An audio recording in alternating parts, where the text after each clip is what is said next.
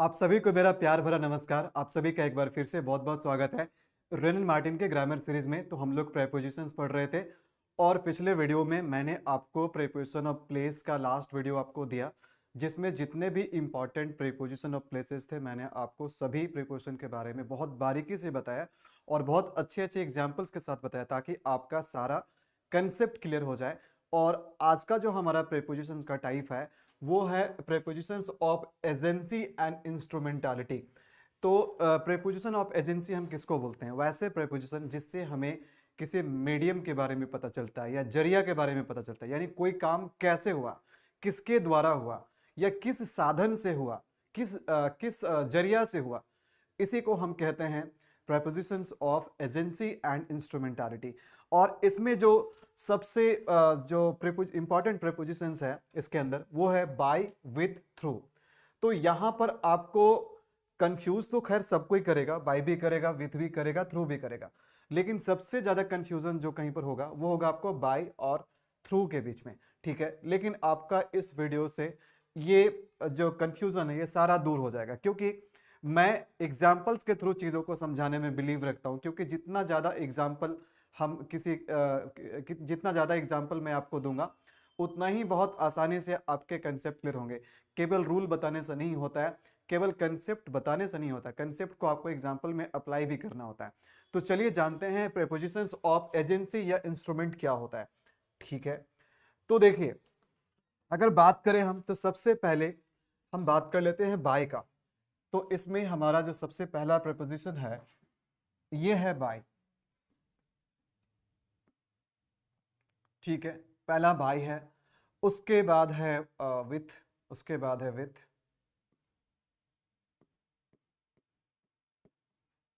और फिर है थ्रू।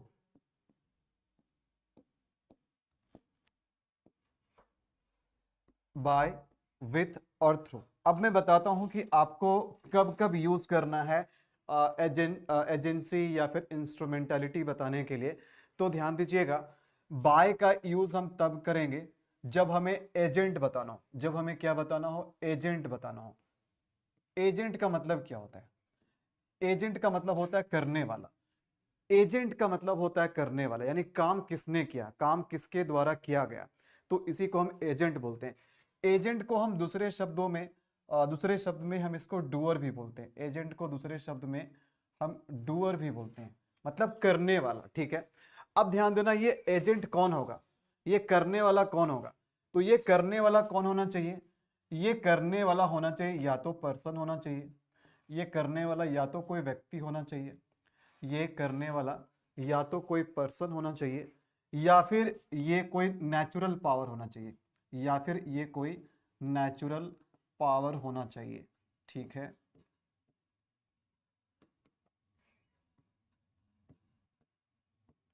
तो देखो, एजेंट या डूअर का मतलब होता है करने वाला, और ये करने वाला दो ही चीज हो सकता है, या तो कोई पर्सन हो सकता है या तो कोई नेचुरल पावर हो सकता है। उसके बाद देखो, अगर हम विथ की बात करें तो विथ का यूज कब करेंगे? जब आपको इंस्ट्रूमेंट बताना हो। जब आपको इंस्ट्रूमेंट बताना हो, जब आपको इंस्ट्रूमेंट बताना हो।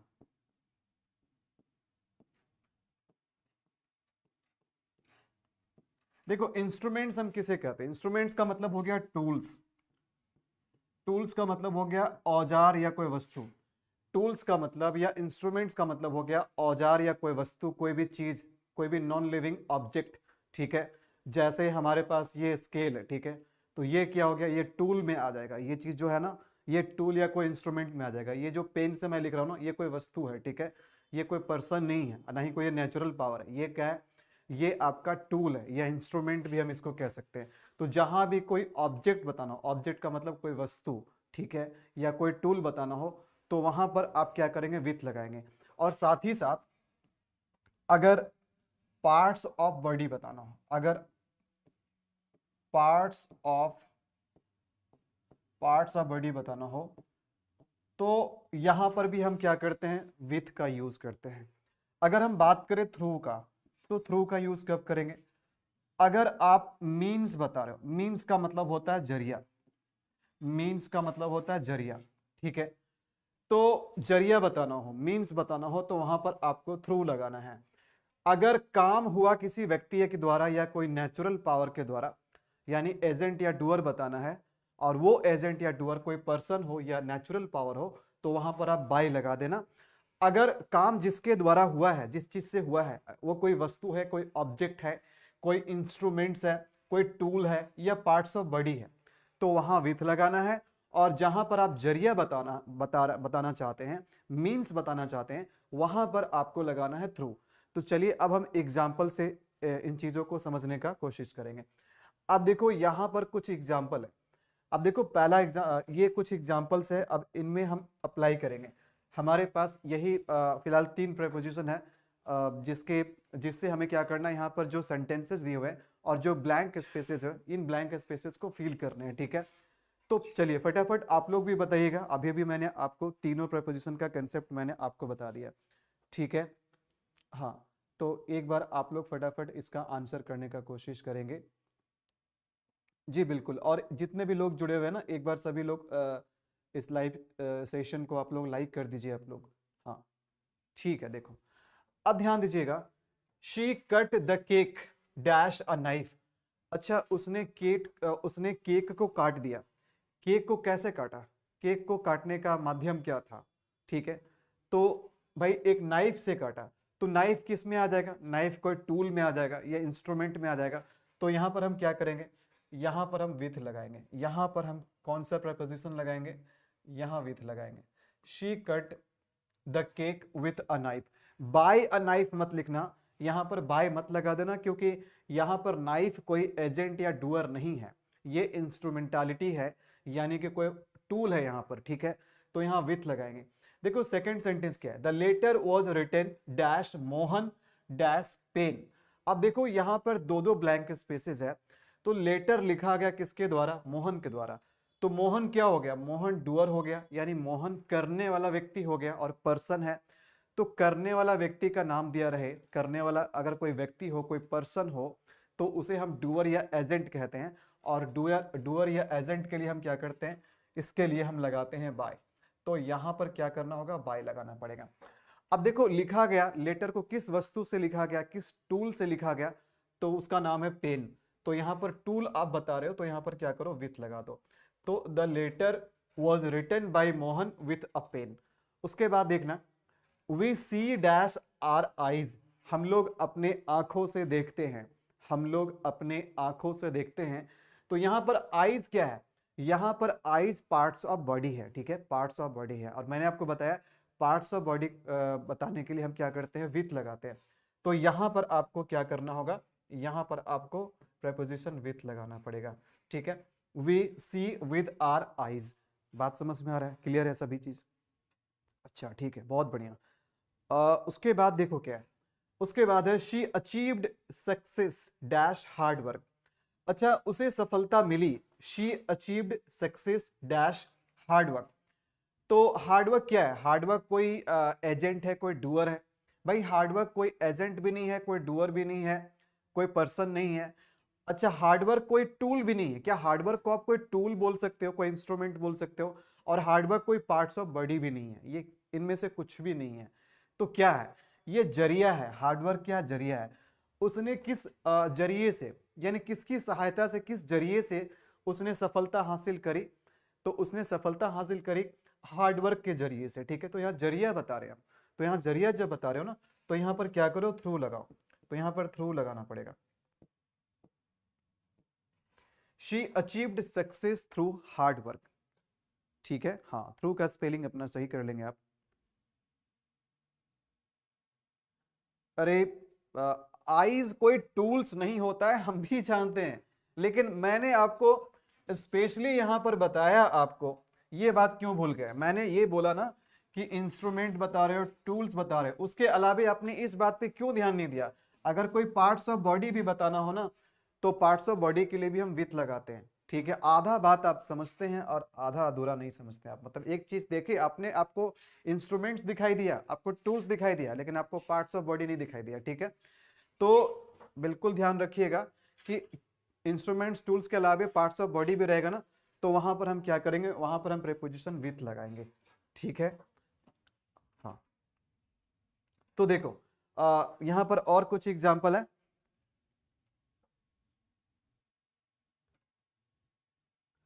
तो ध्यान दीजिएगा, I got this information dash a news paper.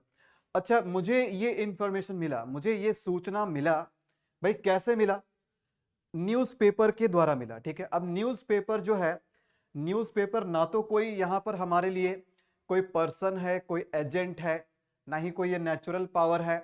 ठीक है, और ये जो न्यूज़पेपर है ना, ये ना ही कोई टूल्स है यहाँ पर, और ये ना ही कोई पार्ट्स ऑफ बॉडी है। ये क्या जरिया है, यानी इंफॉर्मेशन तो हम बहुत तरीके से पा सकते थे। इंफॉर्मेशन हमको मैसेज के थ्रू मिल सकता था, किसी फ्रेंड के थ्रू मिल सकता था, न्यूज़पेपर के थ्रू मिलेगा, टीवी चैनल के थ्रू मिलेगा, तो कोई भी जरिए से आपको मैसेज मिल सकता है।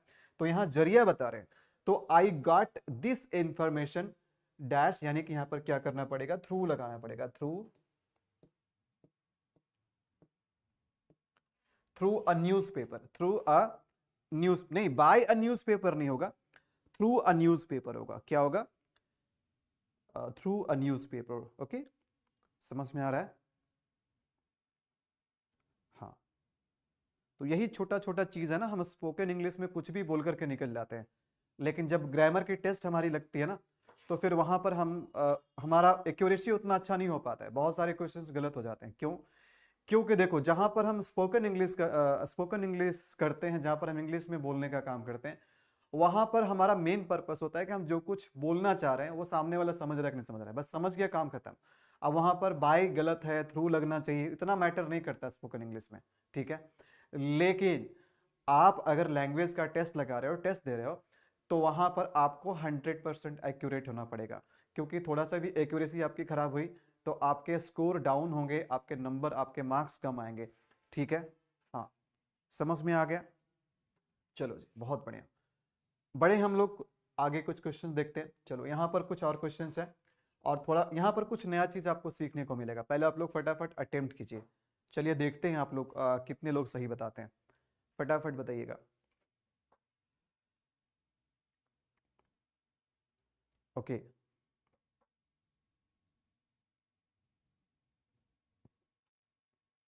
तो देखो यहां पर please write dash a pen. तो यहां पर रिक्वेस्ट यहां पर किया जा रहा है, जैसे मैं आपसे रिक्वेस्ट कर रहा हूं कि कृपया करके कलम से लिखिए। ठीक है, please write dash a pen. तो पेन यहां पर क्या हो गया, पेन यहां पर टूल हो गया यहां पर। तो जब टूल हो गया तो यहां पर विथ लगा दो, कोई दिक्कत नहीं, कोई दिक्कत नहीं, यहां आप विथ लगा दो। ठीक है, अच्छा उसके बाद है प्लीज राइट डैश इंक। अब देखो यहां पर पेन नहीं लिखा गया, यहां पर इंक लगा, यहां पर इंक लिखा गया। तो 7 नंबर पे क्या होगा, चलिए बताइएगा। ठीक है, बहुत ही इंटरेस्टिंग क्वेश्चन है, बताइएगा 7 नंबर पे क्या होगा यहां पर। प्लीज राइट डैश इंक, हाँ प्लीज राइट डैश इंक।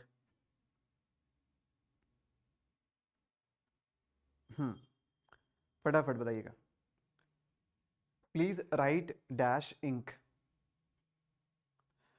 अब देखो यहां पर इंक जो है ना, इंक कोई टूल भी नहीं है, यहाँ पर इंक कोई टूल नहीं है, कोई पर्सन नहीं है, कोई पार्ट्स ऑफ बॉडी नहीं है, और इंक को हम यहाँ पर मीन्स भी नहीं बोलेंगे। इंक जो है ना, इंक यहाँ पर मटेरियल है। इंक क्या है, मटेरियल है। इंक यहाँ पर क्या है, ये मटेरियल है। और मटेरियल बताने के लिए हम क्या करते हैं, प्रेपोजिशन इन लगाते हैं। तो यहाँ पर इन लगाना पड़ेगा। करेक्ट आंसर क्या हो जाएगा, प्लीज राइट इन इंक होगा, राइट विथ इंक नहीं होगा, राइट बाय। अगर आप सोच रहे हैं कि यहाँ पर हम बाय लगा देंगे, अगर आप सोच रहे हैं कि यहाँ पर हम बाय लगा देंगे, तो बाय तो वैसे भी गलत हो गया। प्लीज राइट बाय इंक, ये गलत हो गया, बाय नहीं लगाओगे यहाँ पर। अगर आपको लगता है कि विथ लगा देंगे, तो फिर यहाँ पर मैं बता दूं कि यहाँ पर इंक कोई टूल नहीं है कि आप विथ लगाओगे, तो ये भी गलत हो गया। ठीक है, आप सोच रहे हो कि हम थ्रू लगा लेते हैं, फिर तो तब लास्ट में तो यही बचा थ्रू, लेकिन यहाँ पर इंक कोई जरिया नहीं है। ठीक है, तो ये भी हम नहीं लगाएंगे। इंक क्या है, मटेरियल है, एक मटेरियल नाउन है। ठीक है, तो मटेरियल बताने के लिए हम क्या करते हैं, इन लगाते हैं। तो यहाँ पर करेक्ट प्रीपोजिशन जो होगा ना, वो इन होगा। ठीक है, यहां पर आपको लगाना है, इन लगाना है। तो please write in ink, ink से यानी कि स्याही से लिखिए। अच्छा उसके बाद बात करते हैं क्वेश्चन नंबर 8 पे, प्लीज राइट डैश अब पेंसिल, अब देखो पेंसिल एक टूल हो गया तो भाई कोई दिक्कत नहीं है, पेंसिल जब टूल है तो कोई दिक्कत नहीं है, यहां पर आप विथ लगा दो, यहां विथ लगा दो। अच्छा 9 नंबर पे बताना, 9th नंबर पे क्या आएगा, 9th नंबर पे क्या आएगा। और 8, ध्यान दीजिएगा, जो क्वेश्चन नंबर 8 और 9 में क्या डिफरेंस है, दोनों क्वेश्चन नंबर 8 में और क्वेश्चन नंबर 9 में क्या अंतर है बताइएगा। कुछ ना कुछ तो जरूर यहाँ पर अंतर है, कुछ ना कुछ डिफरेंस है यहाँ पर, तो उसी को ध्यान में रखते हुए आप यहाँ पर करेक्ट प्रीपोजिशन लगाइएगा, ठीक है। चलिए बताइए, ओके।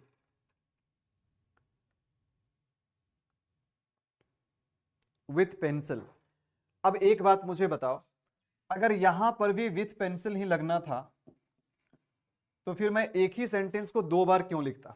एक ही सेंटेंस को हम 2 बार नहीं लिख सकते हैं, ठीक है, एक ही सेंटेंस को हम 2 बार नहीं लिख सकते हैं। आप लोग बताइएगा कि आखिर अंतर क्या है।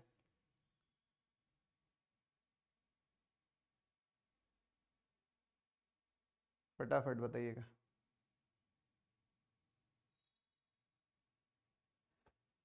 हाँ, अच्छा अंतर ए का है ना सर, उसमें ए है और नीचे वाला में ए नहीं है, तो इसका क्या मतलब है, ठीक है, क्या मतलब है बताइएगा। जब हमने यहां पर ऐसे लिखा, विथ तो बाबू नहीं लगाओगे, please right with a pencil, please write dash pencil. देखो यहां पर पेंसिल के साथ, यहां पर पेंसिल के साथ हमने आर्टिकल ए नहीं लगाया, तो इसका क्या मतलब है। तो जब हम पेंसिल बोलते हैं तो पेंसिल का मतलब वो कंप्लीट पेंसिल, एक टूल के रूप में हम यहां पर बात कर रहे हैं आर्टिकल लगा करके। लेकिन जब हम बिना आर्टिकल के पेंसिल लिखते हैं तो हम यहां पर पेंसिल को एज अ टूल रेफर नहीं कर रहे हैं, हम पेंसिल को एज अ मटेरियल रेफर कर रहे हैं। और यहां पर पेंसिल में कौन सा मटेरियल होता है, पेंसिल में ग्रेफाइट होता है ना, जो काला रंग का जो होता है, क्या होता है, ग्रेफाइट होता है। पेंसिल में क्या होता है, पेंसिल में ग्रेफाइट होता है ना, तो पेंसिल में ग्रेफाइट होता है। तो यहां पर जब बिना आर्टिकल के जब आप पेंसिल लिखोगे तो यहां पर कहीं ना कहीं जो है आप ग्रेफाइट को डिनोट कर रहे हो, और यहां पर आप टूल को ना डिनोट करके आप मटेरियल बता रहे हो, यहां पर आप मटेरियल बता रहे हो, ठीक है। और अगेन जब ये मटेरियल है ना तो यहां पर इन लगाना पड़ेगा, तो ये आर्टिकल बहुत बड़ा अंतर कर देता है, ठीक है। आर्टिकल चूंकि हम यहाँ पर एक वस्तु के रूप में देख रहे हैं जिसको गिन सकते हैं, 1 पेंसिल 2 पेंसिल 3 पेंसिल, और जिसको गिना जा सकता है ना उसके पहले आर्टिकल ए लगाते हैं। लेकिन जिसको नहीं गिनते, जैसे मटेरियल को हम लोग गिनते नहीं है, तो इसलिए मटेरियल नाउन से पहले हम कभी भी आर्टिकल, इंडेफिनिट आर्टिकल ए या एन नहीं लगा सकते। क्या हम लोग बोलते हैं वाटर में बोलते हैं ए वाटर बोलते हैं, ए मिल्क बोलते हैं, ऐसा बोलते हैं क्या। क्या इंक के साथ हम एन इंक बोल सकते हैं, क्या इसको हम एन इंक बोल सकते हैं, भाई नहीं बोल सकते हैं। तो इसलिए जब यहां पर आर्टिकल नहीं लगा ना तो पेंसिल का सीधा मतलब है वो ग्रेफाइट मटेरियल जिससे मैं आपको लिखने को कह रहा हूं, ठीक है। तो यहां पर इन लगेगा, समझ में आ गया, क्लियर है, ठीक है, बहुत अच्छा। चलिए ये बताइएगा यहां पर क्या होगा। क्वेश्चन नंबर 10 में ही was beaten dash a stick, उसे एक छड़ी से पीटा गया, तो बताइएगा यहां पर क्या लगेगा, यहां पर क्या लगेगा।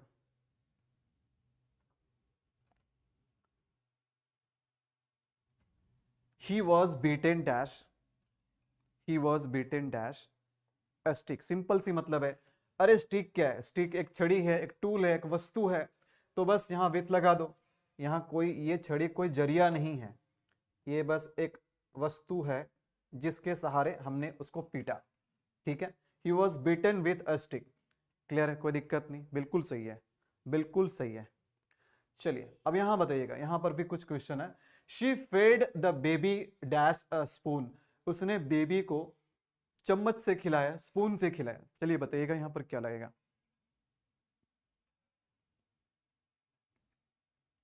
ओके फटाफट बताइए। अब देखो यहां पर स्पून जो है ना, स्पून भी क्या है, एक टूल है, एक वस्तु है जिसके हेल्प से खिलाया गया है ना। तो जब ये टूल है तो फिर इतना क्या सोचना है, एक इंस्ट्रूमेंट है, विथ लगा दीजिए। देखो the novel was written dash an unknown author, अब किसी ऑथर के द्वारा इस नोवेल को लिखा गया, कोई अननोन ऑथर है, कोई अज्ञात ऑथर है जिसका नाम पता नहीं है, बट कोई ऑथर है जिसने लिखा, इस नोवेल को लिखा। तो लिखने वाला कौन है? लिखने वाला कोई पर्सन है, कोई पर्सन है। और पर्सन क्या होता है? डूअर होता है या एजेंट होता है। डूअर या एजेंट बताने के लिए हम क्या करते हैं? बाय लगाते हैं। तो यहां पर आप बाय लगा दो, यहां पर आप बाय लगा दो। The novel was written by an unknown author. उसके बाद देखो क्वेश्चन नंबर 13 में क्या बोला जा रहा है? The house was destroyed dash fire. तो इसमें क्या लगेगा? चलो मैं सबसे पहले ये क्वेश्चन आपके ऊपर छोड़ता हूं, फटाफट आप लोग बताइएगा कि क्वेश्चन नंबर 13 में क्या आएगा, कौन सा प्रपोजिशन आएगा। चलिए फटाफट बताइए। क्वेश्चन नंबर 13 में आप इन बोल रहे हैं। अरे भाई फायर कोई मटेरियल थोड़े, फायर कोई मटेरियल थोड़े। हाँ देखो, घर जो है ना, घर डिस्ट्रॉय हो गया। भाई कैसे डिस्ट्रॉय हो गया? किसने डिस्ट्रॉय कर दिया? तो डिस्ट्रॉय करने वाला फायर था। तो फायर करने वाला, देखो करने वाला कौन हो सकता है? करने वाला को डूअर या एजेंट बोलते हैं। और करने वाला कोई पर्सन हो सकता है या फिर करने वाला कोई नेचुरल पावर हो सकता है। तो आग है, फायर यहां पर करने वाला है, फायर यहां पर डूअर है। तो फायर क्या है? फायर कोई पर्सन है या नेचुरल पावर है? तो फायर यहां पर नेचुरल पावर है। अगर मैंने बोला भूकंप बोला, बाढ़ बोला, ठीक है, अर्थक्वेक बोला मैंने, ठीक है, थंडरिंग मैंने बोला, फायर बोला, पानी बोला, तो ये सब क्या है? ये सब नेचुरल पावर है। और अगर एजेंट या डूअर नेचुरल पावर हो तो वहां पर भी हम क्या करते हैं? बाय लगाते हैं। तो यहां पर बाय लगा दो, ठीक है। The house was destroyed by fire, the house was destroyed by fire. ठीक है, समझ में आ रहा है? कोई दिक्कत नहीं है? चलिए बहुत बढ़िया, गजब। ओके, तो he paid the amount dash cheque. कभी कभी हम पैसा जो है ना, कभी पेमेंट हम करते हैं पूरा कैश दे देते हैं, या फिर कभी कभी हम फोन पे कर लेते हैं, है ना। कभी कभी हम यूपीआई से पेमेंट कर लेते हैं, और कभी कभी हम पेमेंट चेक से कर लेते हैं, चेक में दे देते हैं। भाई चेक फाड़ करके दे दिया हमने, चेक काटा दे दिया। तो पेमेंट जो है ना, मैंने अमाउंट कैसे पे किया, उसने अमाउंट को कैसे पे किया? चेक में किया, ठीक है। तो क्या आएगा यहाँ पर, कौन सा प्रीपोजिशन आएगा? चलिए बताइएगा।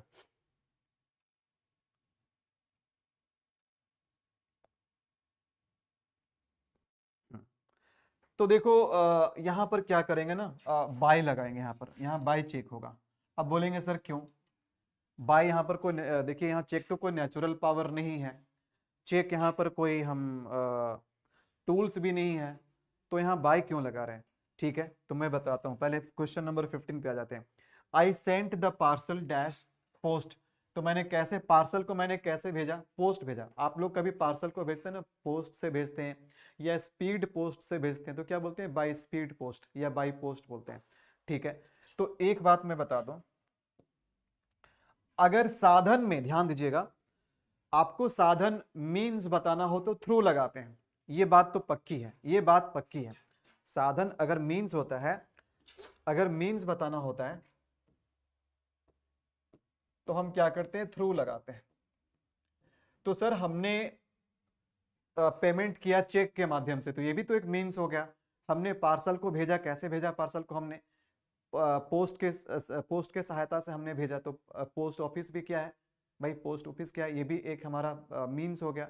लेकिन मैं आपको बता देता हूं कि जब भी आपका मीन्स जो है वो अगर चेक हो, वो चेक हो या पोस्ट हो, तो इसके साथ आपको हमेशा प्रीपोजिशन बाय लगाना है, ठीक है। ये एक एक्सप्रेशन है जो बहुत पहले से चला आ रहा है। तो इसके साथ आपको ध्यान रखना है, इसके साथ आप जब भी लगाओगे तो क्या करना? चेक के साथ या पोस्ट के साथ आप क्या करना? बाय लगाना, ठीक है। बाकी दूसरे जगह पे जहां पर मीन्स की बात हो ना, वहां पर आप थ्रू लगाना। बस ये मैं बताना चाहता था आखिरी दो एग्जाम्पल में जो यहाँ पर हमने दिया। समझ में आ गया? तो चेक और पोस्ट के साथ बाय लगाना है, ठीक है। तो ये रहा आपका, ये जो प्रीपोजिशन का कैटेगरी था, बस एक ही वीडियो का था ये। हाँ, प्रीपोजिशन ऑफ प्लेस थोड़ा बड़ा था, इसलिए इसको कई सारे वीडियोस में मैंने कवर किया। बट प्रीपोजिशन का जो ये टाइप था ना, बस इतना ही प्रीपोजिशन है। और मैंने जितना एग्जाम्पल चाहिए उससे कहीं ज़्यादा ही एग्जाम्पल मैंने दिया। ताकि देखो, मैं एग्जाम्पल हमेशा ज़्यादा ही देता हूँ, ताकि जितना ज़्यादा एग्जाम्पल दूंगा उतना ही ज़्यादा क्लैरिटी होगी आपको। और जितना ज़्यादा क्लैरिटी रहेगा कभी आपको रटना नहीं पड़ेगा, आप क्वेश्चंस लगा लोगे, आप लैंग्वेज को समझोगे पढ़ कर क्वेश्चन लगा लोगे। ठीक है, बात समझ में आ रहा है? इस चीज को एक बार फिर से देख लो कि मीन्स रहे तो थ्रू लगा देना और चेक या पोस्ट रहे तो बाय लगाना। ठीक है, तो कैसा रहा आज का वीडियो? आप लोग कमेंट वमेंट करते नहीं, आप लोग बताते नहीं। मैं हमेशा वीडियो को लास्ट में पूछता हूँ कि कैसा रहा वीडियो। कुछ भी है, गुड है, बैड है, जैसा भी है भाई लिख दो, कम से कम जा करके इतना तो कम से कम करो, 2 सेकंड का टाइम लगता है। और वीडियो को लाइक जरूर कर दीजिएगा। ठीक है, और चैनल पे नए हो तो चैनल को सब्सक्राइब कर लीजिए। अगर आपको मेरा वीडियोस या आज के वीडियो या फिर आज आपने पहली बार मेरा वीडियो देखा है और आपको इसमें कुछ काम की बातें आपको लगा कि हाँ ये वीडियो मेरे लिए यूजफुल था, मैंने कुछ सीखा, तो प्लीज़ आप सब्सक्राइब कर लीजिए। और मिलेंगे आपसे प्रीपोजिशन के अगले टाइप में। Till then it's a good bye.